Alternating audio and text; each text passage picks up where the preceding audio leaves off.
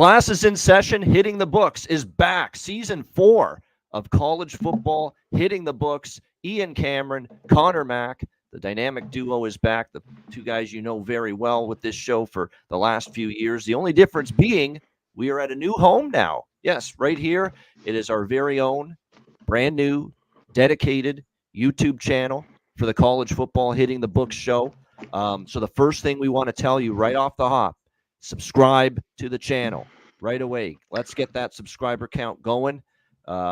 This is our brand new home. This is the place where you will be able to watch this show live every single Monday, same time as it's been, same day, same time as it's been. Over the last few years, Mondays at 1 o'clock p.m. Eastern, 10 a.m. Pacific time. And this is the spot to be for your first look, your early week look at the college football card every single week during the college football season. And yes, other than us being at a new YouTube channel dedicated to the show, nothing else really changes. It's the same two schmucks, I guess you could say, bringing you the show. And it's the same format, the format that I think most of you know and love. And it's the format that I think explains why this show got so popular over the last few years. We get on the show Mondays early in the week, where the lines have just been released for the week ahead. Everything is fresh and the board is ready to be attacked, if you will. And just like we've done in the past, we'll cover every single weeknight standalone game throughout the college football season. So if it's a Tuesday game, a Wednesday game, a Thursday game, or a Friday game, every single weeknight game will be one of the games that will be included for preview and analysis each and every show here on Hitting the Books. And then, of course, we will talk about a large part of the Saturday games as well. But again, with that, we will make sure we focus more on the marquee games, some of the better group of 5 teams in action. Those are going to be the games we really hone in on and focus on with the Saturday selection of games that we talk about each and every week. But yeah, the format remains the same. And we'll also have individual game preview clips as well posted throughout the season, likely a day later with that, just like we did. And those will be on the Hitting the Books YouTube channel as well. So we're excited to be here. Again, the show you know and love is back with me and Connor Mack. Well, that's a nice little rhyme there. I didn't intend for that. And the same format, we'll get all the weeknight games and a large part of the Saturday games previewed from a betting perspective right here on Hitting the Books. C-Mac, it is good to be back, and it's good to be doing this show once again for a 4th consecutive season. Yeah, it is. I'm just happy about. We're here, and college football is back. Nothing makes me more happier. As much as I grew up in baseball, it's probably my first love. As a kid, there's nothing like football. It's like my life is not the same. But then, through the summer, it's just like I'm dying to get to college football. And I love doing the show. I think we do a pretty good job. We break down these games. Like week 0 here, a little different. These lines have been out for a long time.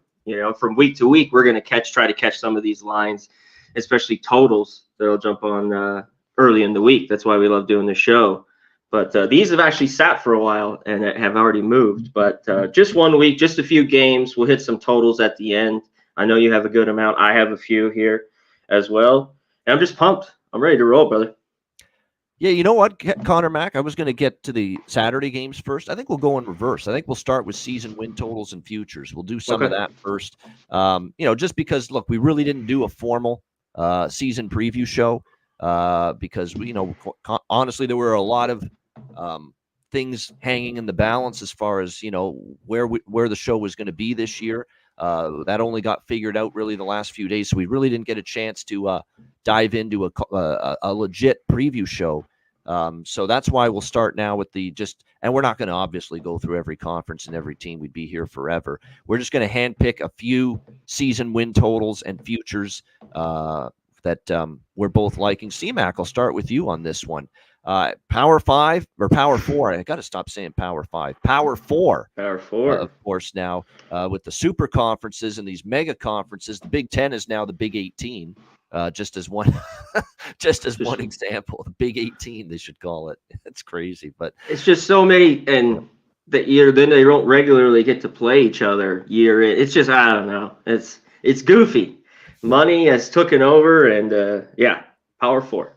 Power Yeah, Four. it's absolutely insane, what we're talking about these conferences with that many teams. But yeah, greed, money, television. I mean, it's ruling the world right now as far as college football. And yeah, traditionalists are burying their head in the sand because I'm sure they can't stomach this. The traditionalists that love, regionalized rivalries, people being in a conference based on where they're located. Those days are gone now. It's these super conferences. And of course, you've got these huge, gigantic Big 12, Big 10, ACC, SEC conferences now, the Power Four. The Group of Five is still in existence. Of course, a lot of shifting there as well. There are some new teams in FBS this year. But the one thing I do like, I mean, I'm still getting used to, I'm not sure I'm crazy about how everything's realigned to this extent. But the one thing I am excited about, CMAC, is a 12-team college football playoff. Even after just a few years of the 14 playoff. We had that year last year where it was just so controversial how Florida State just got left in the cold.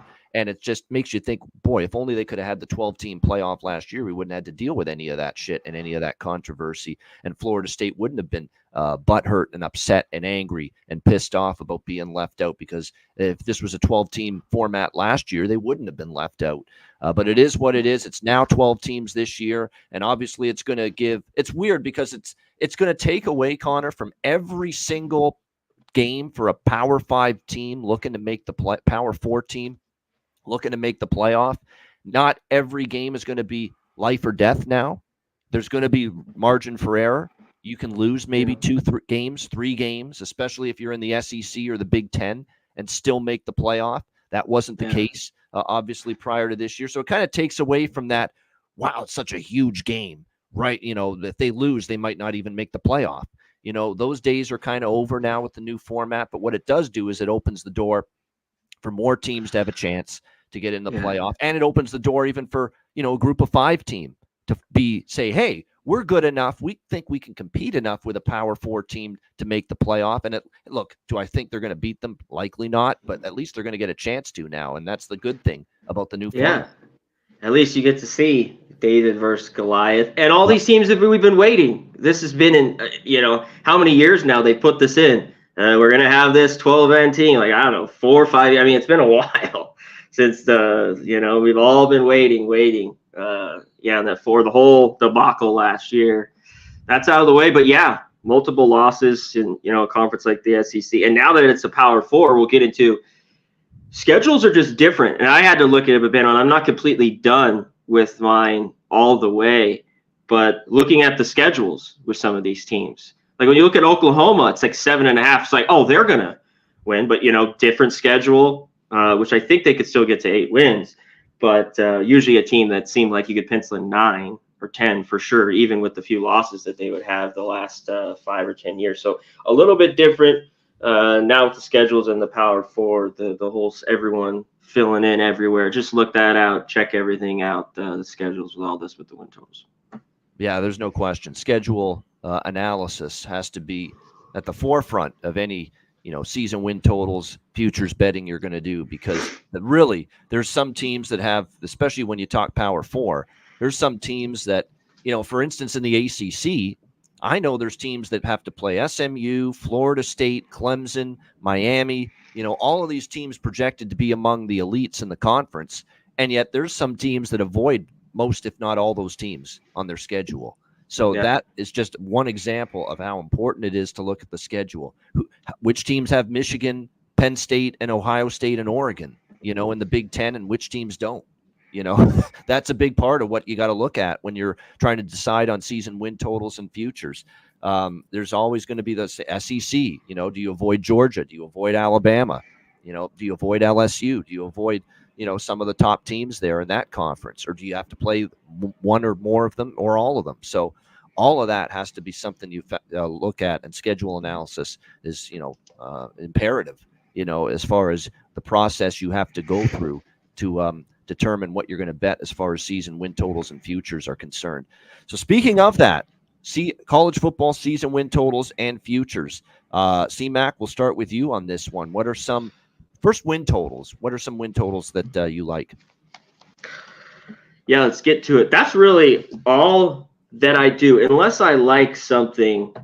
Sometimes I'll have one bet, and college football, I have to say that, man, is a little bit more than any other sport.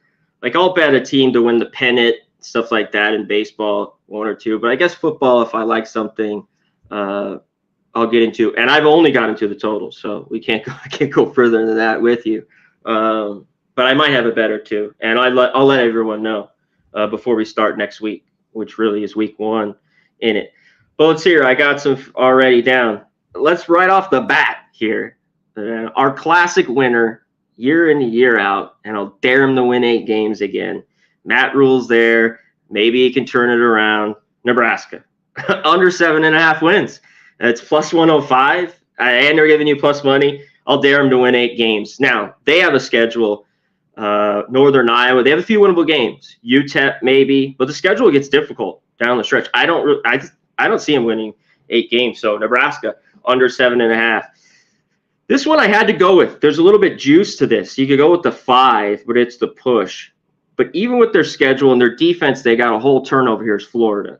Mertz is back in at quarterback. I don't love him, but I think Florida. I know the schedule is a little tough. I think they can get to 5 wins. Maybe not more than that, 5 or 6, but I think they can get over the 4.5. Now that's juiced a lot. Some places minus 140, but Florida over 4.5. UNLV. I love what UNLV is doing here, but under 7.5. I think they're a really good football team. That the foundation is great here in town. Everything I love. Their schedule is pretty difficult. I don't know if they can get to 8 wins, and I don't think they do. I think 7 wins is there. So under 7.5. A team we're going to get to here in a second, just because I love the schedule. Preston Stone. And I still don't love the defense, but they bring back a ton. SMU over 8.5. Schedules plus 125. Maybe not a crazy one here, but I think they win 9 games again. I think they can get the job done. They bring back a ton on defense. We're going to get to that game in a minute. And I don't know how really great they are, but I think they're good enough to get 9 wins. And it's a great plus money price in this one.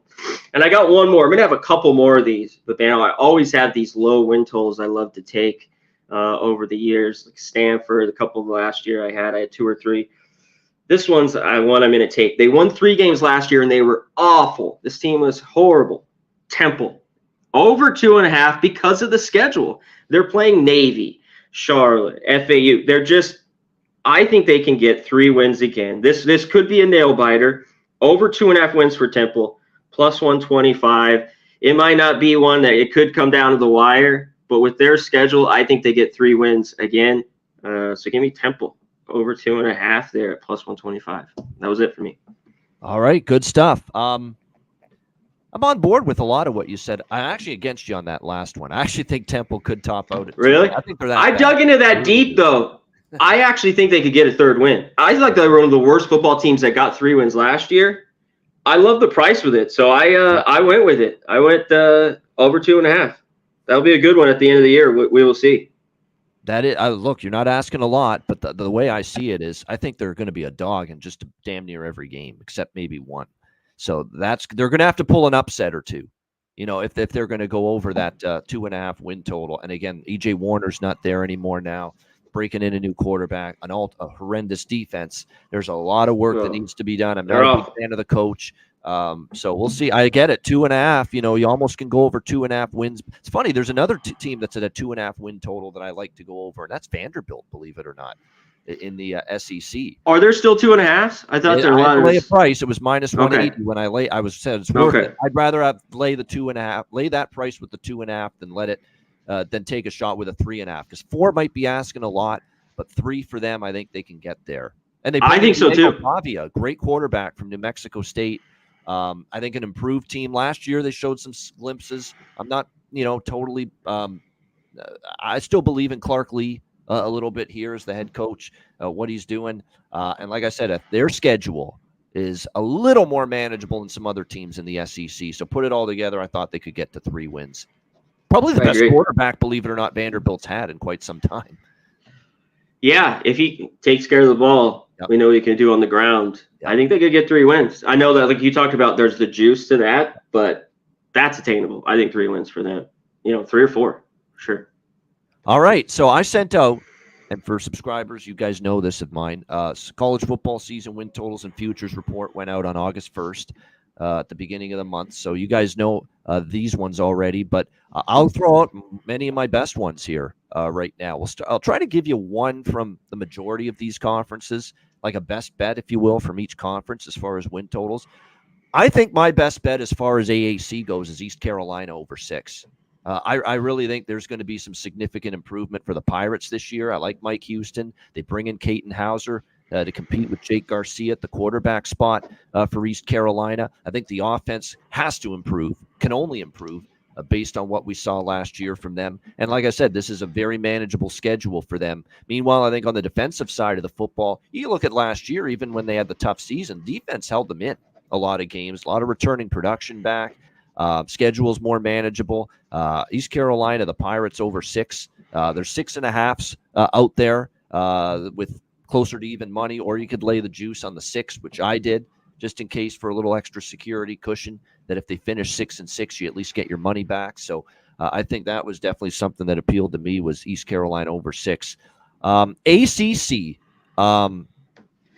this was tough. There's a lot of win totals I like. I like SMU over that Connor mentioned. I like Stanford over with Troy Taylor and the job he's doing there. I know they're going to have some of these crazy ass West Coast to East Coast to West Coast travel spots. Yeah. The West Coast team being in the ACC, but you're only asking for 4 wins. It's I think going to be a very capable offense this year, an improved defense for Stanford. You're only asking for 4 wins there.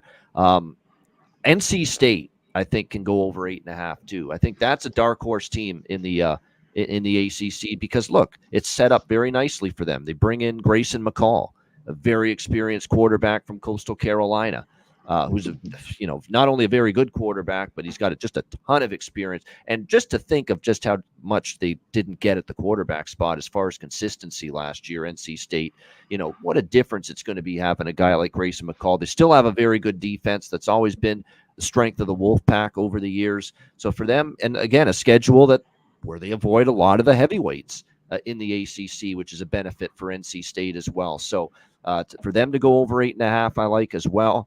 The under I like in that conference is North Carolina. I think that team's headed downward.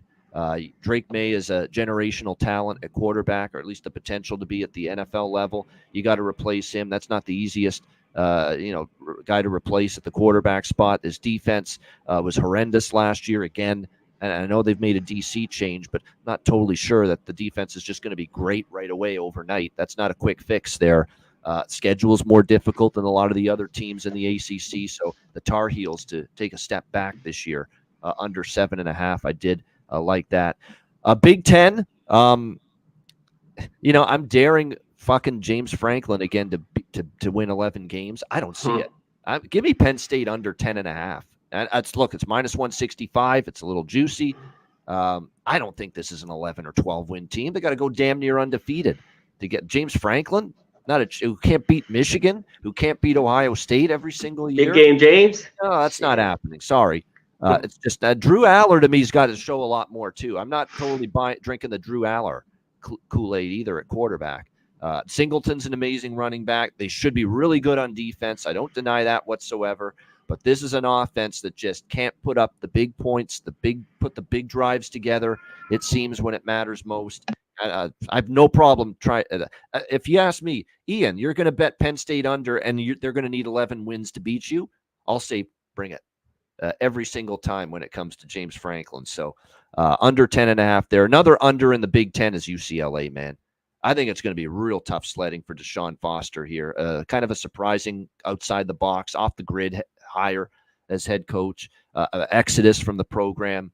And look, a UCLA team that's kind of Chip Kelly left it in basically shambles, let's be honest. And that's kind of what it is right now. They've got to deal with the upgrade and competition now, going to the Big Ten. That's not going to be easy. Of course, situationals and schedules are going to make them have to travel east and west. And, them matching up in the against some of those physical, wear you down, in the trenches, offensive and defensive lines that the Big Ten can throw at you.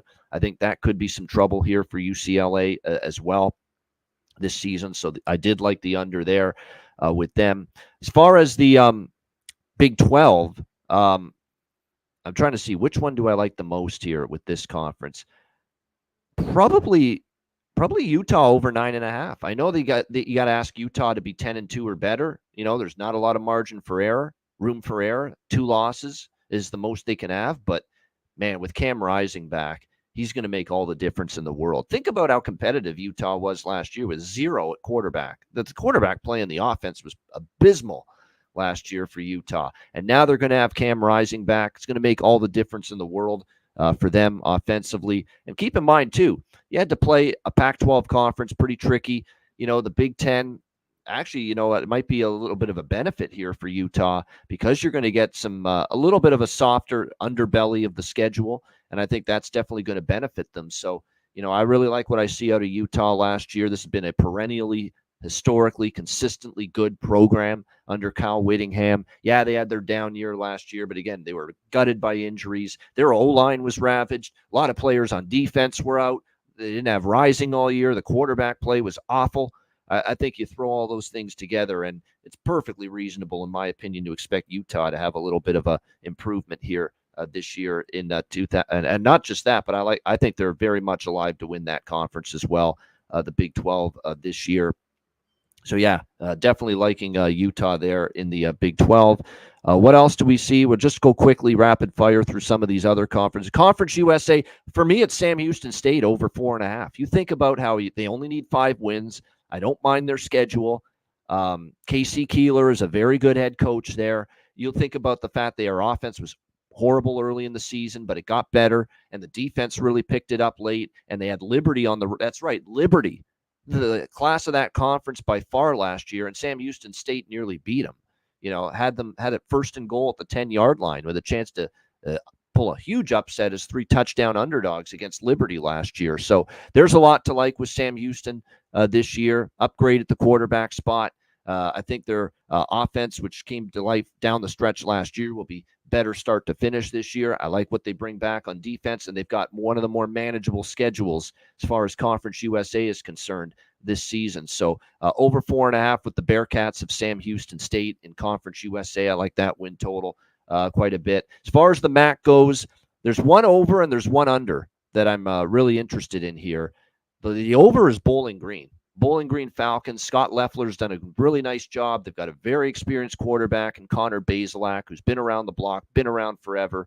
Missouri transfers, been with Bowling Green now a couple of years. I think it's, he hasn't always lit the world on fire, but I do think this year now he's going to have a very good year. He's got a good offensive line. We saw the improvement. Bowling Green couldn't stop anybody 2 years ago when this coach first took over, and to see the improvement they've made on the defensive side of the football is significant. So Bowling Green over 6.5. For me, the under is Toledo, believe it or not. Toledo under 8.5. For a program that we usually think of as one of the top teams in this conference. But even with Toledo always being a contender in the MAC, I'm not the biggest fan of Candle as a head coach. He's had some head-scratching performances and big favorites, and they barely win or even lose outright. That's happened to Toledo a couple of times. It's not going to be easy to replace DeQuan Finn and his athleticism and his mobility. Now, he wasn't always an accurate thrower of the football, but it's not going to be easy to replace him. The defense, I think takes a step back this year. Not the easiest schedule. So put it all together, I think Toledo could go under there in that conference. Mountain West and Pac-2. If I had to pick a win total that I like there the most, I think it's Hawaii, quite honestly. I like Timmy Chang and what he's doing. You only need 5 wins.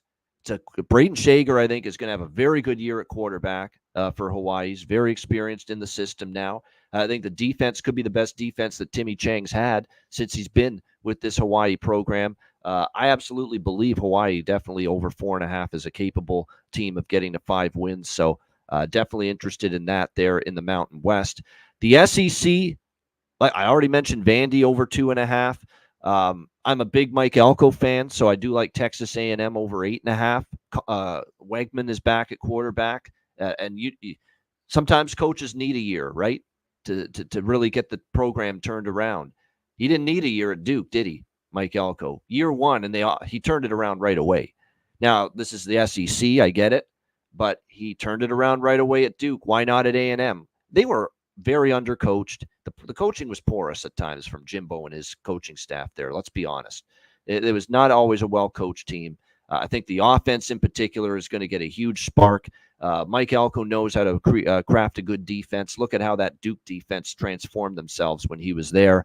I think A&M absolutely could get to 9 wins. I like what I'm seeing. They finally are going to be coached and prepared well throughout the course of the season. So the over there on them. I'm kind of not buying into LSU on defense yet, so I kind of like their under 9.5 wins. I'd like Mississippi State under in this conference. I'm not sold on the Jeff Lebby hire. They're going to try to change the offensive scheme again. That could take some time to develop. So not really all that bullish on Mississippi State. And I think too many people are saying just because Nick Saban's gone, Alabama's going to fall apart. I actually think there's great value, tremendous value this year on Alabama. You're not replacing him with some stiff. You're replacing him with one of the great records, win-loss of someone that's coached the number of games that Kalen DeBoer has. Who took Washington to the national championship game, who works extremely well with quarterbacks. Jalen Milroe will probably have a very good year this year under Kalen DeBoer. And you're getting discounts on Alabama now this year, discounts in their win total, discounts in their SEC conference title, and national championship futures pricing. I think Alabama to make the playoff at plus 110 out of the make the playoff market bets. I think that's one of the better bets out there. Alabama just to make the playoff at plus 110. I think they're still very much good enough to do that because I buy into the coach. The coach is phenomenal. Anyone that watches Kalen DeBoer operate knows that. He's a phenomenal coach. I know you're replacing a GOAT, right? An all-time great in Nick Saban. I get it. But Nick Saban has worked closely with Kalen DeBoer to assure an easy transition, or as easy as possible, to try to keep the core of the team together. Now, some of the players did transfer when Saban retired, but they did manage to keep a lot of them together. I think this is still capable of a 10-win football team this year, and certainly to be a playoff team. So I'm not throwing Alabama in the garbage dump just yet.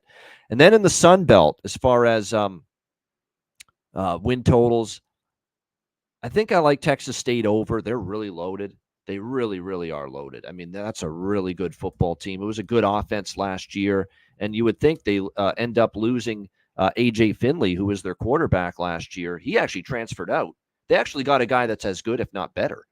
The guy who lit it up at James Madison last year, Jordan McLeod.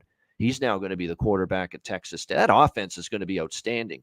G.J. Kinney, too, is turning into one hell of a good, young, up-and-coming head coach. What a job he's done already in a short time here at Texas State. I remember, you know how old we're getting, Connor Mack? G.J. Kinney, the head coach at Texas State, I'm old enough to remember he was quarterback at Tulsa, like a decade. That's how you can tell, like, Jesus, man, we're getting old.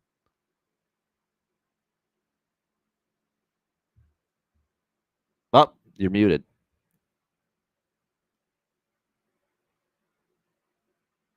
I was muted. I was muted up top. I was like, I thought it was like, yeah, we are getting there. As we start seeing these guys, we're getting old. Let's just leave it at that. Yeah, you call it. It is. I mean, that's what you know. Hey, Kenny, like, it couldn't have been more than like 8 or 9 or 10 years ago. I was watching him at quarterback for Tulsa. Yeah, it was just 10 years ago or so. Now here he is, one of the great young head coaches in college football, and doing a great job at Texas State. I think they could win that Sun Belt Conference. They're certainly in the mix. They're certainly in the conversation. No question. James Madison, look, people, and it's funny because I think Cignetti took a lot of those players with him to Indiana. I think Indiana could be better than people think because I know, me too. I kind of like what they're doing, and there's another coach I believe in, but I still think James Madison. It's almost like people are, downgrading them a bit too much this year because of losing Cignetti and losing a lot of those JMU players from last year. But they're a team I'm neutral on. I didn't bet them over or under their win total, but I think people thinking they're going to drop might be just asking a bit too much. I think as far as an under in this conference is concerned, for me, it's Troy. And you would think, what? Come on, Ian. Troy's always good in the Sun Belt. Well, they lost a great coach. John Sumrall was phenomenal, man. Just an outstanding coach. They lose a lot of personnel, both sides. This could be the year that Troy doesn't look like Troy, that they really take a hard fall in the Sun Belt. So I went under their win total of 6.5. And then quickly from a future standpoint, I think the best value future in the in AAC is South Florida. It's +7. I really like South Florida this year, and what they could be. UTSA might have some value too. I know they lose Frank Harris, who's been there forever, but Owen McCown is going to step in at quarterback and I think be very capable for them. He had a good bowl performance for the Roadrunners, so I don't think they fall back nearly as much. For me, my favorite ACC, conference futures, Florida State could win it, but I don't love the price as much. NC State, Virginia Tech, SMU at plus 700 or better to win the ACC. I think they all are worth a shot given the prices you're getting. SMU, as Connor Mack alluded to, the schedule sets up well for them. I really like Virginia Tech. Their defense should be better. Drones at quarterback. As soon as he became the starter last year, they finally said, get the fuck out of here, Grant Wells. Enough with this bullshit. Get out of here. You can't play. You've never been able to play with any sort of consistency. And once they went to drones at quarterback, it changed the season for Virginia Tech. And so I think he'll be even better now with a full year that he gets to be the quarterback. And I already talked about NC State getting Grayson McCall. That's the only thing they were missing was a good quarterback. They've got a solid, they got a good defense. Their offensive line should be all right. They just needed a quarterback that was better than MJ Morris and some of these other stiffs that played there last year. And they finally have that with Grayson McCall. Utah to win the Big 12. I would say Oklahoma State, UCF, kind of some dark horses in that conference as well to win. It's a wide open Big 12. It really is. There's no dominant team. There's no surefire favorite to win the Big 12 this year. That's going to be an exciting conference because there's a lot of teams that are going to feel like we are good enough to contend in the Big 12 this year. To me, don't overthink it with the Big 10. I just took Ohio State and Oregon. One of those teams I think is winning the Big 10. If one of them hits, you're going to make money. You bet them both for the same amount. Ohio State's plus 155, Oregon's plus 200 to win the Big 10. If one of them hits, you're profitable. I think you just keep it very simple there with the Big 10. I don't think it's anyone besides the Buckeyes or the Ducks. And by the way, look out for Dylan Gabriel this year with the Oregon Ducks. Obviously, not easy to replace Bo Nix, C-Mac, but they got a great transfer portal addition in Dylan Gabriel, very veteran quarterback. Yeah, they did. And I think he'll be really good. And shout out to our guy, Bo Nix. Only preseason. We can't take a lot, but playing well. Pretty damn good. With the Broncos.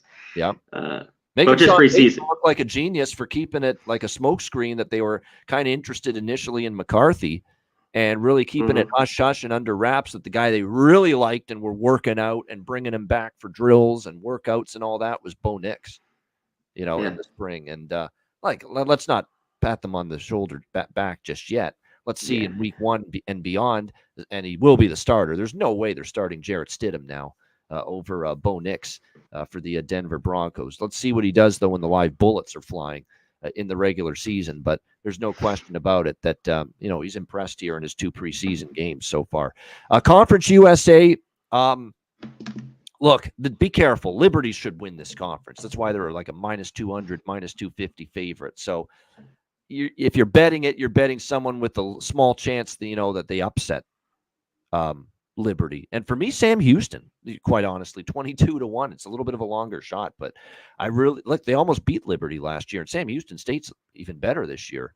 And I like the way they've improved on both sides of the ball. So but keep that small because really when it's all said and done, Liberty should win that conference.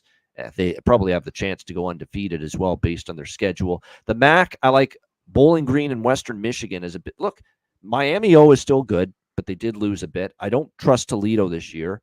I think Western Michigan's improved. I think Bowling Green is definitely knocking on the door. And those 2 teams, you can get plus 650, plus 700 to win the MAC. Western Michigan and Bowling Green. I definitely think they are both live, potentially. Miami O is still good, and they're the defending champs, but don't know if they're nearly as good as they were last year. Plus, the thing, too, with Miami O, can we trust Brett Gabbert to finally stay healthy for a full season at quarterback for them? That's been a big problem. C-Mac can't stay healthy. Yeah, can't stay healthy. And there's just so much. Like, if I were betting, there's no way I'm taking Miami Ohio. Even though a very good football team, they're going to be up there. I'm not taking them, even at plus 250. That's a beat the favorite conference because the MAC is not one of those conferences where you get repeat champions all the time. Not lately, anyway. Exactly. And I think there's just a ton of parity. I like what you're going with Bowling Green, Northern Illinois. Maybe there could be a sneak. with Northern maybe an Illinois Eastern could win the Michigan. conference. Northern Illinois could finish with like 3 or 4 wins. Bingo. That's a This wide is range of possible. And I don't like their this is what we coach, see. honestly, Amick. I'm not a big fan of him personally. But Yeah. So what do we get? I kind of like, if you want to bomb, it would be Eastern Michigan. I mean, it's 30-1 here, but like you just talked about, they could win 3 wins or 8 wins, and this is a good one to bet live throughout the year, maybe too, as it goes on, because there is a ton of parity in the MAC. We love the MAC too. We'll get to that when they're on the weekdays in November. Mountain West tough. Boise State is just the class on paper. Like, their roster is really good. Really, really, really good. They bought into Spencer Danielson. Look at the difference in the team. What a pathetic job. If I'm Andy Avalos, I'm disgraced with how I performed with this Boise State program. Because as soon as my door got sent, as soon as I got my can sent out the door last year, fired, look at what Boise did at the moment they let that guy go and Spencer Danielson took over in the interim. It was like a different football team. They just started winning, started looking like they were well prepared. They cut out the turnovers and penalties that had plagued them, and it just looked like a way better coached football team. And they bought into Spencer Danielson. They clearly liked playing for him, and they got red hot down the stretch. Won the Mountain West, won the bowl game against UNLV. So you look at it, and they looked awesome down the stretch. Now, that was Talon Green. They're going to have, and shocker about Boise State, CMAC. Malachi Nelson was the guy everyone projected, the USC transfer. He's clearly going to win the job. No, he has not won the job. In fact, he's lost the job for the quarterback spot to Maddox Madsen, who is a guy that's played quite a bit of time last year, got quite a bit of playing time with Boise State. In fact, last year they would use Talon Green running, and they would often throw in Maddox Madsen throwing the ball because he's the better pocket passer. But yeah, that's pretty interesting development. That Malachi Nelson, people just assumed once he transferred to Boise, that's his job now. He's going to be the starter. No, apparently beaten out in both spring and fall camp by the incumbent, Maddox Madsen. Either way, they're fine at quarterback, and I have no issues with it.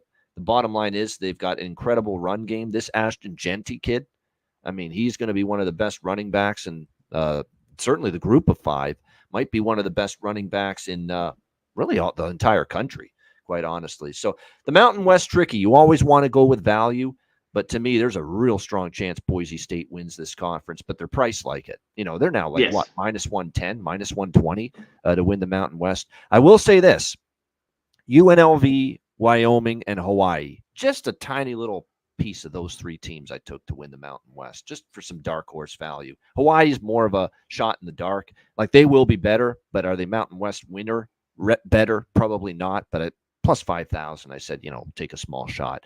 I don't think Wyoming's going to drop off as much. I know Craig Bowl is retired, and they sent him out with a victory last year in the bowl game, but this Jay Sawville takes over. He's in the it's a guy that was coaching in the program under Bowl. There shouldn't be a big learning curve. The defense is still going to be very good. I think the schedule is kind of manageable. I don't know if Wyoming is going to drop off a ton this year, quite honestly. And I'm actually one of the people that are glad that Andrew Peasley's gone to the NFL. I was never a big Andrew Peasley fan. So they actually could be better at quarterback this year, Wyoming. So keep an eye on the Cowboys. I don't think it's woe is me for them just because Craig Bowl retired. Yeah, I think they get 6 or 7 wins for sure. I mean, pencil it in. Yeah, there's no question. So that's a fascinating conference. There's no question about that when it comes to the Mountain West.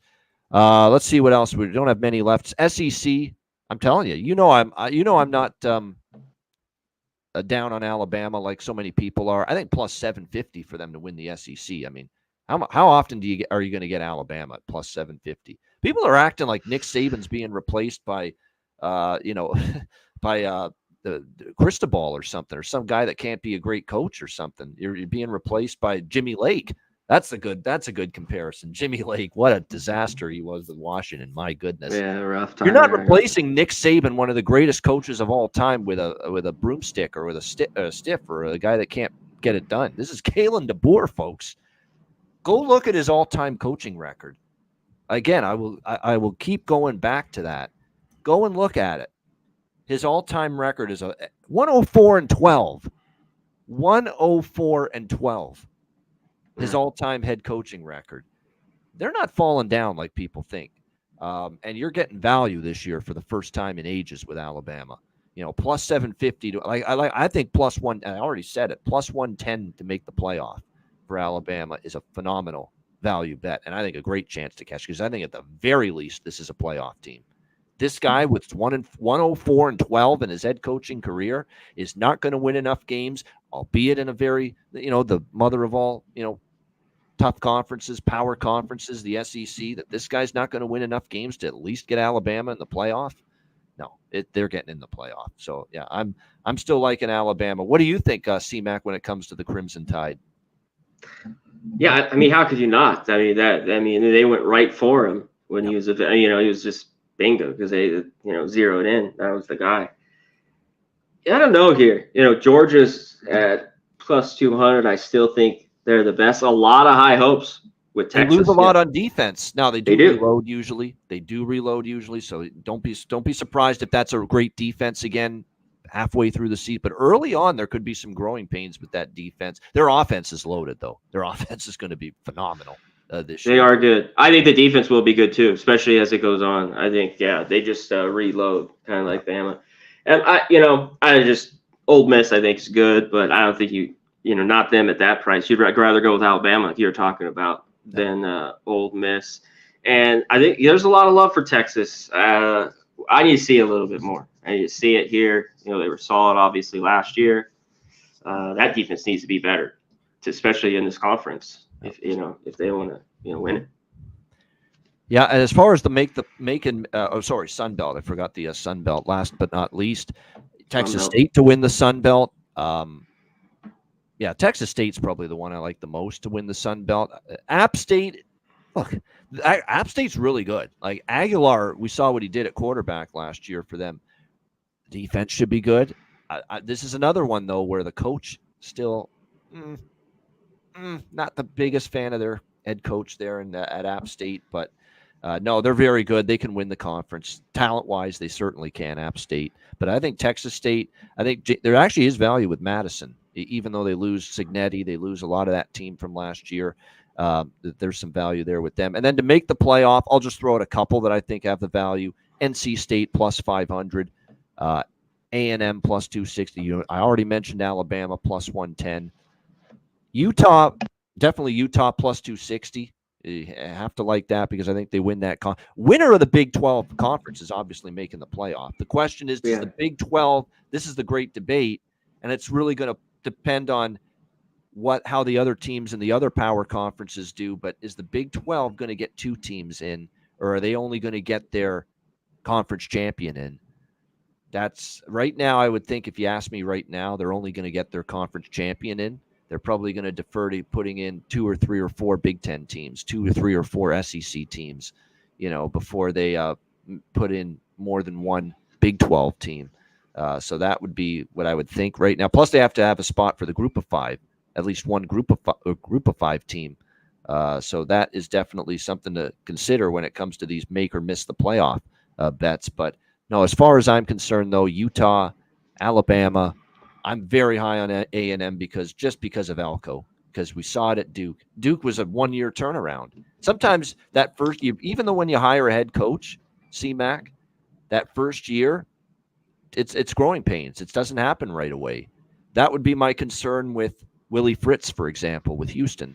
Phenomenal hire, but it's just he left that program in such tatters, in such an absolute unmitigated disaster, Dana Holgerson, that it's going to end up taking maybe Willie Fritz at least into year 2 to get it revved up again with Houston.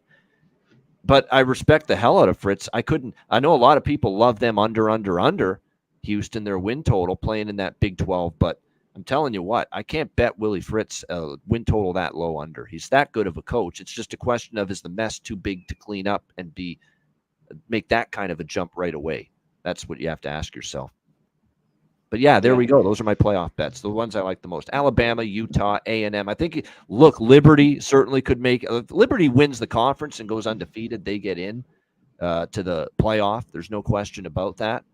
Even with that the cupcake schedule is an easy easy peasy schedule for Liberty. They have to go undefeated. I think they probably have to run the table just because their schedule is so easy. But if they do, they'll be in the playoff. Boise's got a good chance to make the playoff as a group of 5 team. So those are some of the playoff futures bets that I like. You know what the one is I didn't find a ton of value with Utah. You know, the 9.5 wins at -150. But if you really like Utah, and maybe don't want to take that, take this. Take them here plus 200 to make the playoff. Like if you really like Utah, because I thought that one kind of had the most value for the price with some of these other bigger schools. If you like them, I love that number. Heisman, last but not least, and then we'll get into the 2 games on Saturday for week 0. But Heisman, how many times have I mentioned Alabama in this fucking show already? You know I'm on Jalen Milroe plus 1,500 to win the Heisman, working with a quarterback guru, quarterback savant like Kalen DeBoer. So, you know, I think that's phenomenal value, 15-1 Jalen Milroe to win the Heisman Trophy. I got that at DraftKings. A couple other look, and you want to really focus on quarterbacks. Like as much as we want to think the receivers and the running backs and you know a tremendous dominant defensive player has a chance to win the Heisman. How many fucking times did non-quarterbacks win the Heisman, right?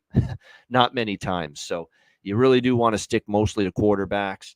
I know a lot of people will like Gabriel for Oregon, but at the price I don't like as much. Carson Beck for Georgia, you know, plus 800, but I don't like the price as much.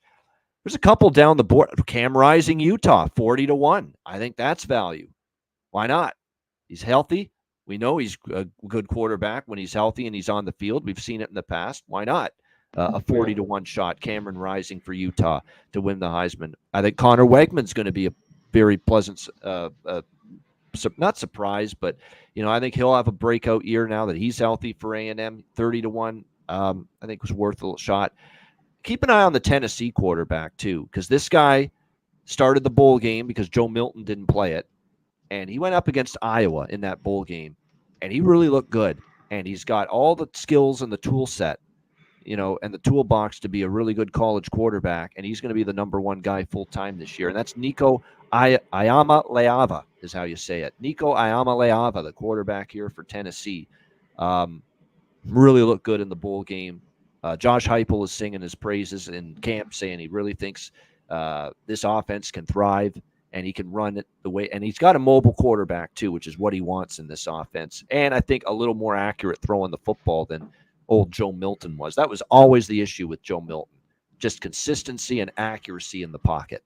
And I think you're not going to have that much of it, as much of an issue with that with Nico at quarterback here for Tennessee. So I actually thought even at 16-1, his price to win the Heisman was not bad. And then some real long shots. Keep these small. Kyron Drones for Virginia Tech, 100-1. Grayson McCall for NC State at 110-1. Just for some longer shots. Do they win the Heisman? Probably not. But I thought their price was a little disrespectful. So there you go. That went gave you a lot there. Win totals, futures. CMAC gave you a bunch as well. Again, we just launched the new channel for the show over the weekend, so we didn't have any college football preview shows. But there you go. There's a nice little quick version of a college football preview for the upcoming season. I do want to also point out that if you're looking for full college football conference previews, check out my own personal YouTube channel, Ian Cameron, at Bobano Bets on YouTube. We've got conference previews for every conference in college football. So, and more to come this week. So make sure you check that out if you want more in-depth team-by-team analysis there. All right, CMAC, for the first time since last season, it's time to break down some games. And we have 2 games coming up this weekend in college football, 2 FBS games. Obviously, there's a few FCS games as well. But we'll focus on the 2 that have lines, and those are the 2 games with 2 FBS teams facing off. The first one being at noon Eastern on Saturday. And again, this is your annual Dublin, Ireland showcase game, just like last year when it was Notre Dame and Navy at Aviva Stadium. We've got Florida State taking on Georgia Tech. This is actually an ACC conference game right off the hop here for these 2 teams. Florida State, 11.5 point favorites, 55.5 being the total. here in this game. Florida State, Jordan Travis out, obviously, no longer quarterback. He moves on, but they bring in obviously one of the most experienced quarterbacks you could add outside of Grayson McCall, maybe to NC State, and that's DJ Uiagalelei, who now finds his way with Florida State, formerly with Clemson, formerly most recently with Oregon State. And now here he is with Florida State. And I think when you look at his addition, look, you're talking about adding someone with 1,000 pass attempts in college football. So you're talking about someone that obviously has a boatload of experience. That's 100% what you want to see. So as far as experience goes, you've got that here with DJU. Alex Atkins has been a very good offensive coordinator. They had a very good offense last year.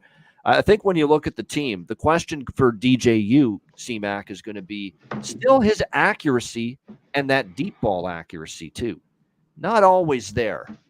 He's a good quarterback, but there's a reason why he's still in college and NFL teams aren't, just chomping at the bit for him to declare for the draft. And it's because of some of those accuracy issues throwing the football.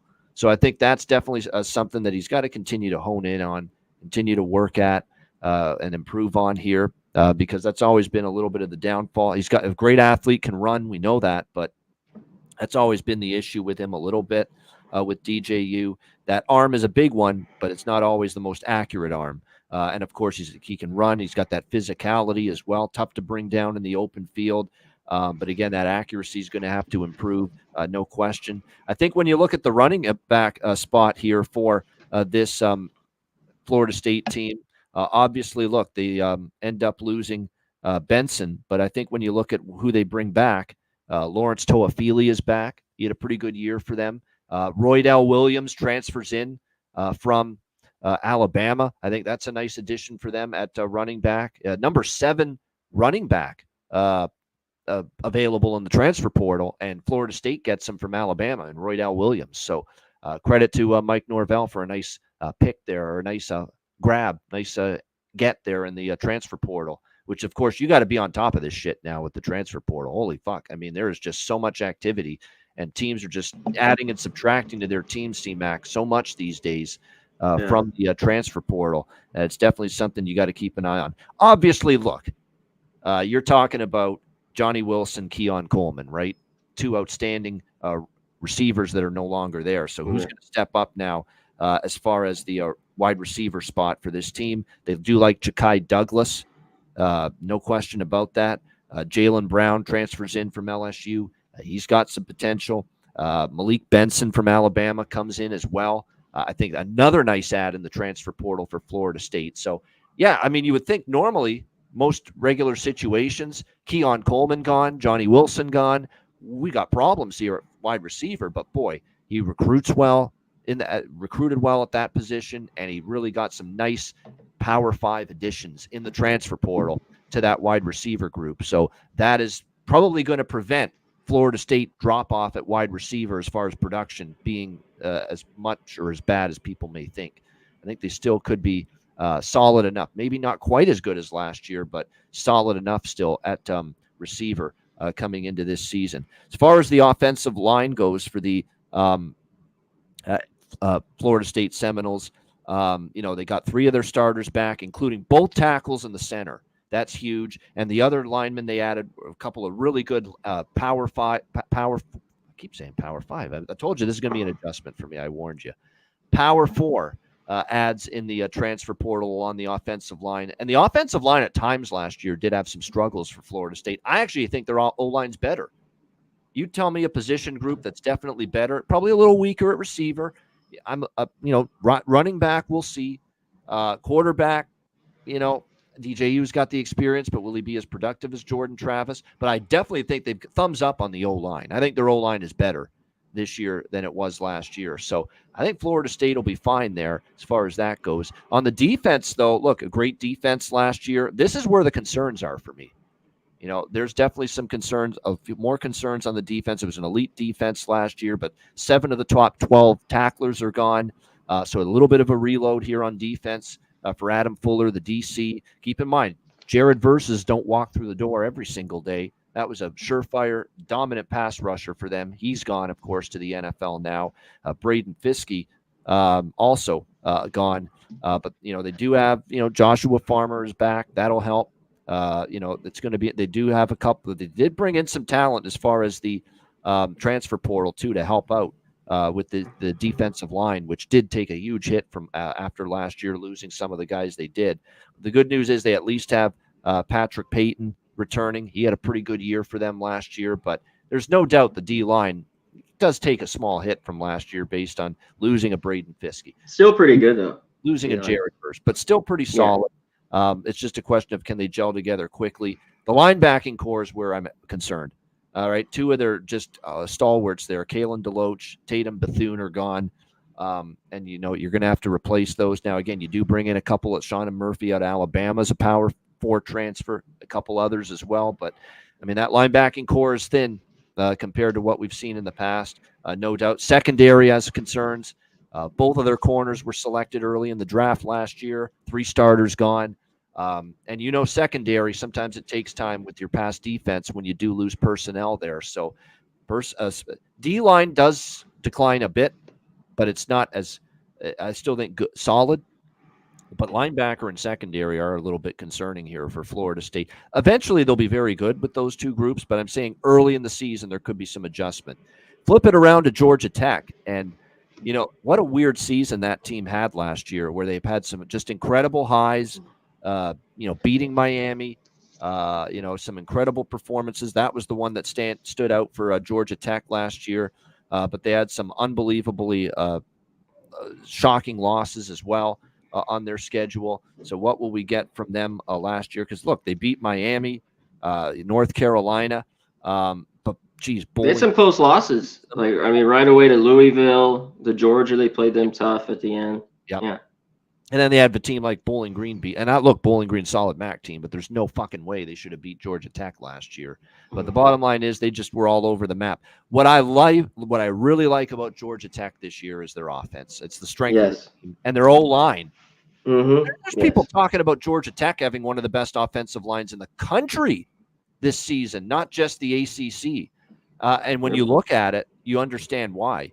The trench play has been awesome. And keep in mind, too, their head coach, Brent Key, very well versed in crafting O-lines. He's an offensive line coach by trade. So this is a guy that knows how to put together a very good offensive line. He did it at Alabama years ago. And you look at that O-line, it was pretty good last year. Probably be even better. This is a top-tier elite offensive line this year. It really is. When you look at what they bring. They only allowed 39 sacks last year. And this year, when you look at it, what they bring back, 4 of the starters are back. Right tackle, center, left guard, left tackle. They're all back. And they recruited well. They have depth there now along the O-line. If they sustain injuries, they're not totally done for. That's a really good O-line, and that means good things for Haynes King, the returning quarterback here for Georgia Tech. With him, he's got to cut down on the interceptions. That's the big thing. That's the key. That, no pun intended. That's something he's got to improve on. Just way too many. You can't have I think he had double digit. I think he almost had 16 interceptions is what I got for him. He's got to work on that. But he also had almost 3,000 passing yards. He ran for almost 700 rushing yards. He still had 25 passing touchdowns last year, more than that. He's a very good quarterback, very athletic as well. He's just got to cut down on the bad decisions and just better ball security from him this year. So King is back. The O-line is absolutely outstanding. 6 of the top 7 receivers are back for Georgia Tech this year. No question. So there's a lot to like here as far as this team is concerned on offense. They look really good. Let's just call it like we see it. It's a really good offense overall coming into the year for Georgia Tech. The defense is the concern because their defense was not great last year. We'll see Tyler Santucci, new defensive coordinator. And look, this is a guy that worked under Mike Elko at Duke, so he knows a thing or two about turning around a defense. But will it happen right away is going to end up being the big question here for Georgia Tech, because you look at the defensive line, 2 defensive starters, two starters on the D-line are back. Only half of their secondary starters are back. So that's going to be a concern. Just like with Florida State, there are some concerns both in the secondary this year. because the safety spot. Both of their starters are back, but they lose like 4 or 5 guys from the corner spot. And this is a team that wasn't exactly adept and the greatest in pass defense last year necessarily. So there's concerns on defense for Georgia Tech a little bit. But again, it's a defense that struggled last year. They bring in a good DC, and Santucci did great things at Duke under head coach Mike Elko, but it could take some time when it's all said and done with the defense. So this is early in the week. 55.5 being the total. If the weather is even decent, we don't get rain, we don't get a ton of wind, there could be points in this game, honestly, because I think Florida State's offense and their offensive line's improved. Their defense, again, has got a lot of changeover. Linebacker, secondary in particular, there's big change from last year. The D-line took some hits, and yes, they filled the holes on the D-line about as pretty solidly. But again, will that unit that was so dominant for FSU last year gel right away? And then on the other side, you got Georgia Tech, where I definitely see Mac have their offense ahead of their defense to begin the season. So if this weather even ends up being decent for this game in Ireland, I might consider over 55.5. And as far as the side goes, Georgia Tech was very good in the double-digit underdog role last year. And certainly there's still concerns on defense. But, man, their offense could be really good. They have a chance to take advantage of a Florida State defense where in the back seven, that's where there are some legit, concerns about whether they'll be good right away, especially at the linebacker position, especially in the secondary. Is Florida State going to be good right away? There could be some plays to be made in the passing game for Haynes King against, a little more of a vulnerable back seven. Not to mention, even though the D-line, which took hits, did replace those losses decently, you're talking about continuity and chemistry being there right away in your first game of the season, and that's not always going to happen. So I think Georgia Tech can probably move the football here in this game against this Florida State defense. So I do lean over the total. I haven't bet it yet because I'm holding off. If you like the over, there's no reason to bet it yet. I don't think we're going to see much movement. We want to make sure, too, we wait till Friday when the weather's picture is a little clearer. You don't want to be – the forecast could change 10 times between now and Saturday. So I say wait until Friday. We'll get a better idea of what the weather forecast will be. But for me, early week lean over, and I'm very tempted by Georgia Tech here, plus 11.5 points. Again, this was a very good underdog team last year. We saw what they did against Miami as a dog. We saw what they did against North Carolina last year as a dog. And, Florida State's still very much an ACC contender this year, but laying 11.5 on a neutral field far away from home where you've got concerns on your defense on all three levels, especially the linebacker and secondary spot. You're breaking in a new quarterback, even though he is experienced in DJU. And, your offense, still could take some time because of that. That's a lot to be laying week 1 or week 0 in this case, far away from home. C-Mac, what do you think here? Dublin, Ireland, our season opener, Florida State, Georgia Tech. Yeah. Dublin, Ireland. Here we are. You had a bunch. Florida State just lost a ton. You know what I mean? But DJU is their QB. They lost the big wideouts. They just bring back what? I think it's around 55, 58% of their production. They lost some of that great defense, a bunch. But I think the defense will be okay. We will see. And maybe the secondary. I think the D-line's probably the best part. I think they could maybe get exposed in the secondary for Florida State. But I think DJU, I think they could move the ball in this game. And the key is, let's get to Georgia Tech. Let's just get right to it. Their defense, dead last in the ACC. This team was just horrible. And against the run, I think they were 131. Horrible. We knew that. They gave up a ton on the ground as well. So they're working on that with their D-line. This is a team, though, as a dog, who was very good. You hit on. They're very, very good. 2 games, though. Clemson, Ole Miss, against better competition, they didn't cover at all. The other games they did. These teams, just to hit on the head-to-head, haven't played in a while. 2022, Florida State blew them out. But all the games, 12, 14, 15, 20. Close games, Georgia Tech won them. I know Florida State a little down in that part. Just throwing that out there. Used to play each other, a lot more every single year, these teams. And here's to get to it. The quarterback, the offense, boom. one of the best offensive lines, definitely. Singleton, pretty good wide receivers after him too, I think, that are there. Jamal Haynes, good running back, 1,000 yards. They should be able to run the ball, and Haynes King is the dual threat. He'll be able to run as well. My problem is Haynes King a little bit. So in the wins last year, 13-5, the interceptions. In the losses, 13-11. And those big games like Clemson, because I was on them, I remember this. He threw 4 picks. They were ugly. He throws some ugly balls sometimes. But he's kind of turned the corner. I mean, I think he can move the ball here against Florida State. I think they're alive in this one. I think Florida State does have some of the talent. It's the defense here for Georgia Tech. Like, can they make some plays? Like I talked about in that secondary too.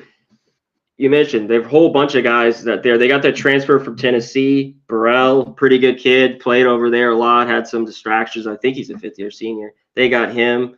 And a bunch of guys are trying to work with this D line, and definitely rotate is Georgia Tech. And I don't know how much they can stop Florida State in their run game. So 2 teams that can move the ball. We'll just get over it. Totals in week 1, 0. I'm always, me, man, I've talked about it for years. There's always just a little bit.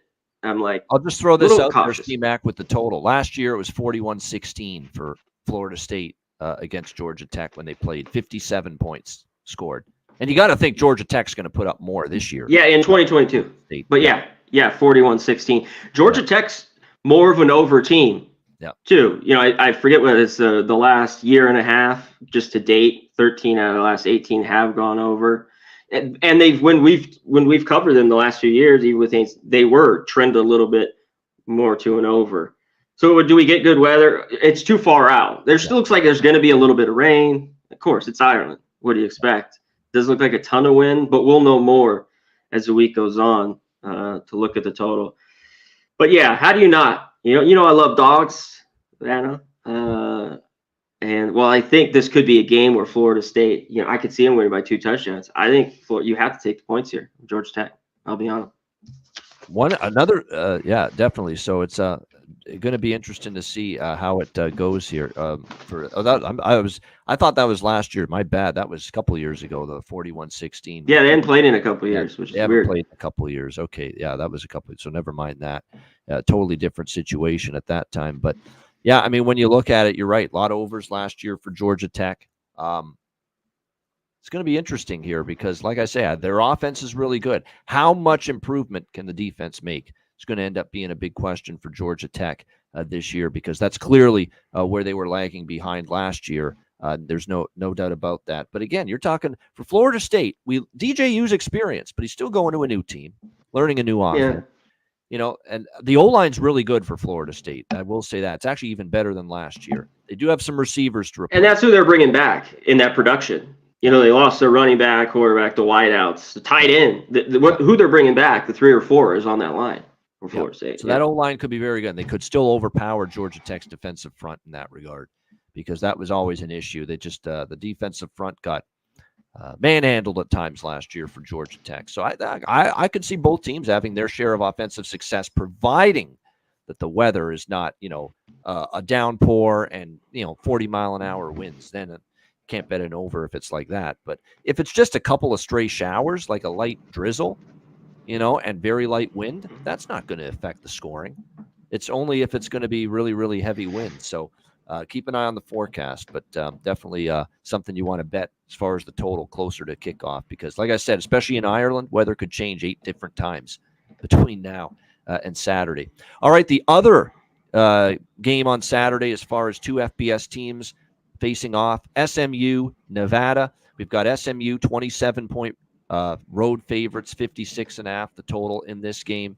Huge move here toward SMU. This opened below 3 touchdowns with SMU as road favorites all the way up to 27. So all spring, all summer, the money's poured in on SMU and people high on SMU, even with the move to the ACC from the AAC. And sometimes there's questions about can they handle the step up in class, against, better conference, better competition on a weekly basis. Man, there's still a lot to like with this Rhett Lashley SMU team. I mean, last year on offense, they were loaded. And I like that they mix it up. They take shots downfield, play action. They run the football, RPO, because they've got quarterbacks that are mobile, including the returning Preston Stone, who saw his season obviously end prematurely last year due to injury. Kevin Jennings had to finish the season at quarterback for the Mustangs, but Preston Stone is back. 8 starters are back on the offense this year. They bring back just a stable at running back. Jalen Knighton, L.J. Johnson, Kamar Wheaton. I mean, they're fine at running back. They're going to be absolutely outstanding there. No question about that. Definitely a very balanced receiving core. What I like about their offense is they don't have one guy that's just dominating the production, getting all the targets. They have a bunch that can return and do damage. Jake Bailey. They have a good tight end in R.J. Maryland, Jordan Hudson. That's a solid depth at receiver for them as well. It's going to be interesting to see how that goes. Romello Brint, they like some of the other players in this depth chart too as well at receiver. So they could go probably 6 or 7 deep at receiver, even though they may not have that one dominant, surefire number one receiver this year, SMU, which is good to see. The offensive line is the area where there's a little greater concern. 3 starters are gone this season.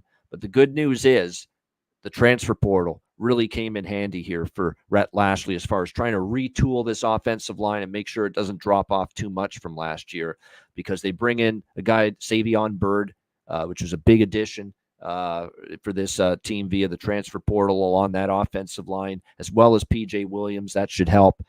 They've got definitely some more experience. They also brought in a couple of transfer portal additions to shore up the O-line, add to the depth of it from Arkansas, which should absolutely help this team too. So lots to like as far as the O-line. That's not, even with 3 starters back, you think normally you're in bad shape, but they did a good, nice job patching things up here along the offensive line here for SMU. The defense was the story, right? This SMU team, for as long as I've been alive, they've always been a team that could score points but never stop anybody. Well, that changed last year. This was a much better defensive team. Look at all the statistical categories they improved in: yards per game on the ground allowed, yards per pass allowed. They cut basically. They went all the way down to barely 17 points per game allowed last year. Just all the improvements they made on that defensive side of the football. 16th in the country as far as returning production on defense for SMU coming into this season as well. So that's what you want to see, no question. You look at it, they should be absolutely outstanding. They have they put in a lot of power 4 caliber talent on the D line, and it is really, really showing. There's no doubt. And they bring in guys like Elijah Roberts and Jordan Miller from Miami, which was good. But they get back Anthony Booker from Arkansas. I mean, they've just done such a nice job. Jonathan Jefferson added to the portal from Georgia to shore up that defensive line as well. So, SMU's done such a really nice job at attacking the transfer portal. And by the way, they have some money to spend too. They've been getting into things as far as NIL is concerned, and they've opened up the checkbook, if you will, to try to entice some of these players to play here. And that certainly helped as far as increase the level of talent. Starting linebackers are back: Kobe Wilson and Ahmad Walker. You look at the secondary, they're good at the safety spot. There's no question. Cornerback as well. Should be solid there too. The secondary was a much improved group last year.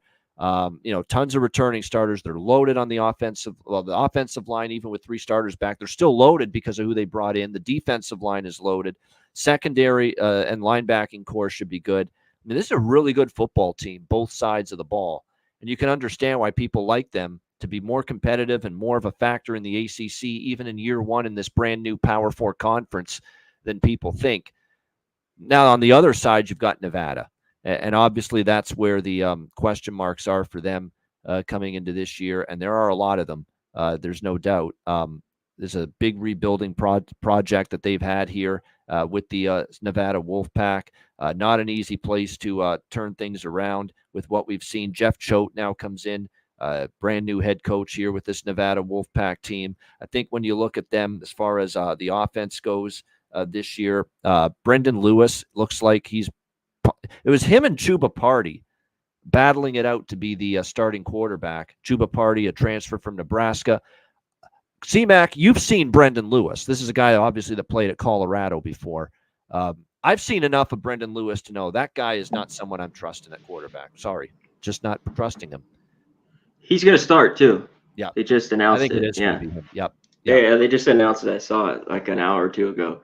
I expected him to have the inside track, but yeah, I saw him enough at Colorado to know. You talk about this guy constantly lived in the 58% range as far as completion rate when he was with Colorado. That's not going to. So I know. Look, I get it. You're not in the Pac-12 anymore, right? It's a step down in class in terms of competition, opposing defenses for Brendan Lewis here at Nevada. I get it, but I'm going to have to see it before I believe it from this quarterback, because he was never that impressed me when he played at Colorado. So I'm going to have to see it, from Brendan Lewis before I'm ready to believe it. You look at that offense too; it's going to be interesting. The offensive line this season, they could improve, but they also, they did add some nice Power 4 transfers. I will say that, with a lot of starts under their belt. So maybe that O-line can be better. We'll have to wait and see on this. The defensive line actually should be improved, but how much it ends up being the question. There are depth concerns at linebacker. As far as the cornerback situation is concerned, man, there was a lot of replacements there. And it could take time for some of those replacements. Like, talking about 4 really good starters that they're trying to replace on that secondary for the Wolfpack. And again, all the while you're bringing in a new coach and new schemes also on both sides of the ball. So really, really tough for Nevada. The question is this line gotten too big? Because where I stand right now, if you got to the 20.5, 21, even below 24, I can make a case to lay it with SMU. But 27 now, that's getting up there. And it is still a road game. You got to go to Reno. Now, again, road trips first week of the season shouldn't be a big deal, because, this is your first game of the season. You have so much time to get acclimated to the time zone change and get to Reno and all that, no doubt. But I'm not crazy about taking minus 27 now with SMU when you could have had it at 20.5, 21 months ago. You know what I mean? So I don't think I could get there with Nevada, unless, of course, this got to some crazy high number, or maybe if it did get above 4 touchdowns at some point, maybe then you could. I don't think it does. Take them, but I don't think it will. I think it'll stay in this range. As of now, I have no bet on this game. I am high on SMU. I just don't know if the value is great right off the chute in this particular spot to bet them. C-Mac, what do you think here? SMU, Nevada. Yeah, I don't have a bet on this one either. Now, if you got in early on SMU, they're going to score points. This Nevada defense. SMU first half or SMU team total over? Well, you could also go 41.5. Flip it around and go Nevada team total under, quite honestly, as well. Yes, they struggled to score. We'll see if they can put up any points. So team total 41.5. Stay under the 6 touchdowns there. Minus 120. That's if you like SMU. But this has crept up, and it's finally, I'm seeing, even this morning, the bite back here, I was like, this got to 27.5 at a ton of places. I'm like, because if it got to 4 touchdowns, one thing, Nevada got blown out twice, the first week against SC and the last game against Wyoming. But other than that, they played Kansas. So there was a lot of sleepwalking maybe at some of those games from those teams, but they covered. They covered and were decent against the number. New coach, like you talked about. Lewis isn't great. I think Purdy will see him at some time. And that awful defense. So defense is horrible, one of the worst. They bring back a ton from the horrible defense. Will it get any better? This is a team that brings like 75%. A damn good team off the shoot. So how much improvement are you going to see in a game against an opponent like this, correct? Yep. Yeah, and they don't have a ton of great players. Their linebacker Watts is pretty good. But other than that, it's going to be a struggle for them. But that's what I was thinking. I'm like, if this got to the 4 touchdowns, because it's gone up that much, that's what I wanted to talk about. Now you had my attention a little bit, because it's still, like you mentioned, a road game here. It's in Reno. I know it's week 1. And I'm high on SMU. I just think it was starting to get out of hand. They should be able to score, though, pretty much here. You talk about, we just mentioned Stone, how good he is. That defense, like a little bit better. Savannah, like last year, and they bring back a ton here. Their top 7 tacklers. Elijah Roberts is really good. I think he had 10 sacks off the edge. He should be excellent. I mean, SMU wins this game. But like we talked about, look to their team total. I think they'll score enough. But I'd be leery if you're just going to go throwing around and almost laying 4 touchdowns now. The back door could be swinging wide open in this game. Be careful with the full game over, because you may need 52 or 56 points from SMU to go over this total. Because I don't. They might put that. I don't know. They might put up. It's week 1. That's the concern with that. So that's why I'm sorry. Week 0. It's really week 1. Yeah. I'd be careful with the total, because I just don't know how much Nevada's offense is going to work. I think people really, really have to realize how much better. Like SMU was like fringe top 25 defense last year, and they're probably going to be even better this year on defense with what they bring back. Like they're one of the top 20 teams, like I said, in returning production on the defensive side of the football this year, SMU. So a defense that already improved so much last year was a pretty good defense. It could be an awesome defense this year. And it's the kind of defense that can shut down an offense like Nevada, with very, very, very suspect quarterback starting for them in Brendan Lewis, who, again, I'll go watch any Colorado game that he started. Accuracy problems. He does have some athleticism, but not, it didn't make up for some of the wayward throws, inaccuracies, and really bad decisions too. Just too many interceptions too and turnovers. So, like I said, not a Brendan Lewis believer. I know it's a step down in class, but this is not this week. You could talk all you want. Okay, Brendan Lewis is a step down in class. Yeah, eventually, when you're playing New Mexico and some of the teams in your own conference later in the season, it's not a step down in class in week 0, CMAC, because this is a damn good SMU team. That's going to be the concern, is that, the grand scheme of things, going from playing in the Pac-12 with Colorado to playing in the Mountain West with Nevada, you should see a little bit of an easier schedule and, not quite as good defensive units on the other side. That's not the case here with this SMU team. So that's why, for me, I have a hard time envisioning Brendan Lewis lighting things up here against this Mustangs D. Sure. All right. No doubt. Great stuff. There you go. That's just to whet the appetite there. We've got plenty more college football game breakdowns coming up throughout the course of the season. And again, we are here every Monday, 1 p.m. Eastern, 10 a.m. Pacific, right here on our own brand new Hitting the Books College Football Show YouTube channel. Make sure you subscribe to the channel, youtube.com/@Hitting the Books 2024.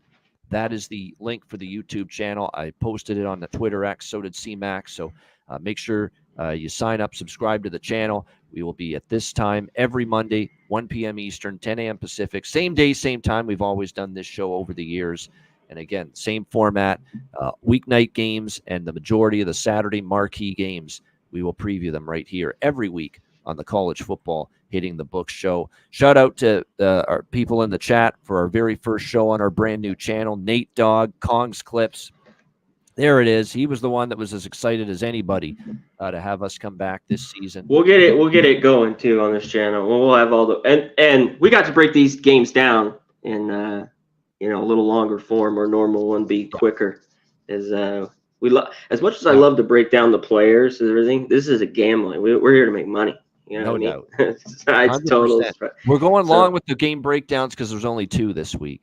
We're going to have to go at a brisk pace starting next week. By the way, Banana, let me touch on we're going to do 2-hour shows again, just like last year, but we don't want to go too much longer than 2 hours.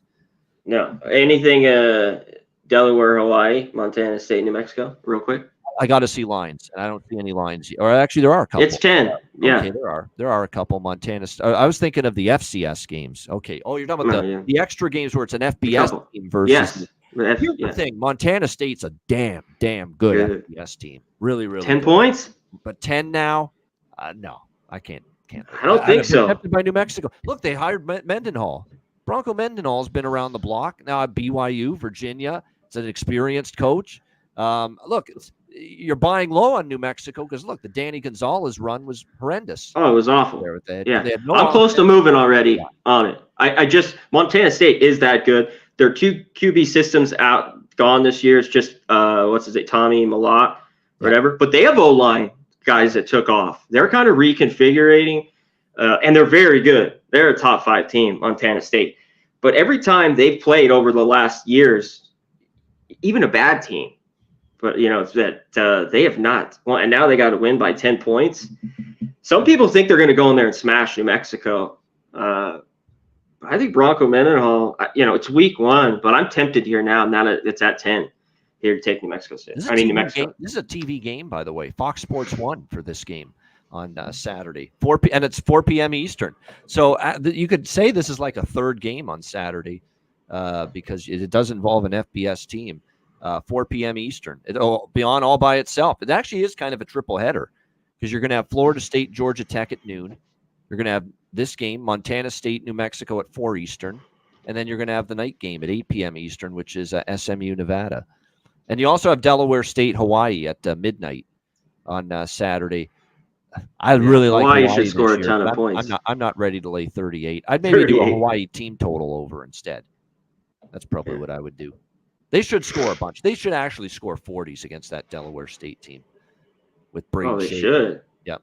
At least. Yeah. Braden Shager's going to have a good season. I really think so for Hawaii. He's been in that program now a couple of years, and I think he'll have a nice season at quarter. And he's been around the block, too, when you think about it, Braden Shager, because before he got to Hawaii, this guy's been in college football for quite some time. He was before that with, I believe, Syracuse for a bit. Pretty sure he was. But, yeah, he's been around the block for this in college football. So he's got lots of experience. And like I say, I think he'll have a good year at quarterback for Hawaii.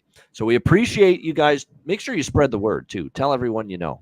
And if you want to retweet the video link for the show and for the YouTube link to the channel itself, by all means do. Get the word out that we are back with me and CMAC Mondays, 1 p.m. Eastern, 10 a.m. Pacific, all season long with the College Football Hitting the Books show. All right. We always do best bets with a disclaimer this week that we do only have a couple of games to choose from, but we still do a best bet segment. CMAC, we'll start with you. Again, we're not going to hold either of us to it. This is early in the week. There's only a couple of games. There's not a lot to choose from. But as of now, CMAC, what to you on Saturday looks best bet worthy? There's a whole lot of nothing going on here. I haven't moved on New Mexico, so I can't give that out. But that's something I've been looking at the last 2 days, and I hadn't seen 10s, and I see 10s now with them. But I took Georgia Tech. We talked about it earlier. I took them plus 12.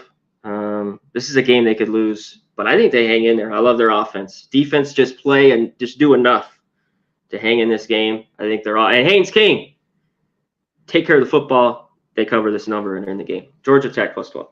Keep in mind, too, if Georgia Tech's down 14 in the last 2 minutes, they're the kind of team that can have with backdoor potential. Good quarterback, experienced, great run game, good receivers, excellent offensive line, very capable late in the game of getting. And this could be different, like first week, or easier, that like 6 weeks from now, Florida State's playing really well, but it's always so a little bit in the air here. These early games, I could see a little bit both ways, but yeah, I'll gobble the points there. I think we can get a game. Florida State reloads. Let's not kid ourselves, no doubt, but that was not just a great defense. That was one of the best defenses Florida State's had in probably since going back to their heyday, in the 90s and early 2000s. That's how good that defense was last year.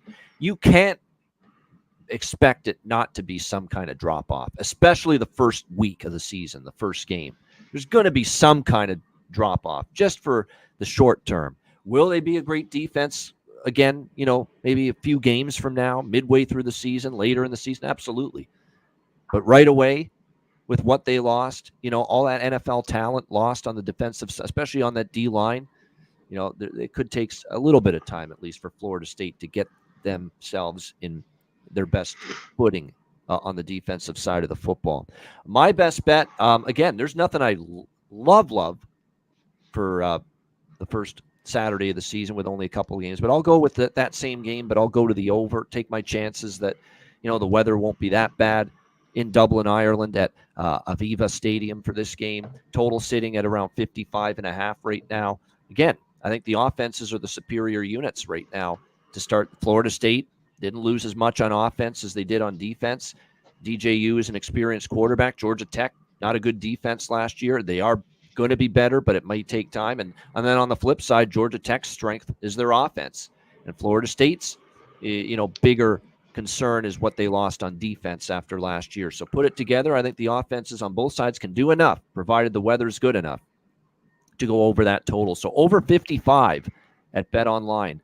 We'll go with that for Florida State, Georgia Tech for my best bet. That's a wrap for the first edition of Hitting the Books. We're here every Monday, 1 p.m. Eastern, 10 a.m. Pacific. Shout out to everyone in the chat. Hit the like button on the way out. For Connor Mack, I'm Ian Cameron. Have a great week. Enjoy the games and good luck. This has been our season premiere edition of Hitting the Books College Football Show. Class dismissed. Peace.